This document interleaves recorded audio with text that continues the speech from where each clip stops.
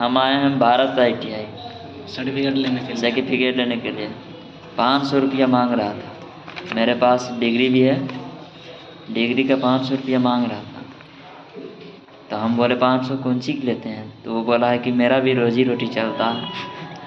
अब तुम ही लोग बताओ कि हम लोग क्या करें। वो अपना पेट के लिए हमसे लूट रहा है 300 रुपया। ये अन्याय है कि नहीं है भारत ITI का? एकदम है। देखो दिखाते हैं आगे कॉलेज, उधर है सब चीज़। सारी उधर पिछुआ तो देखो उधर सब है। कॉलेज तो पूरा ख़राब टाइप का है। देखो दिखाते हैं, इसी में पढ़ाई वढ़ाई चलता है। बेंच है लेकिन बेंच पे बैठने वाला सब खत्म हो रहा है। अब तुम ही लोग बताओ कि क्या करें। इस ITI को रहना चाहिए कि बंद होना चाहिए? कमेंट में ज़रूर सब लोग बता देना।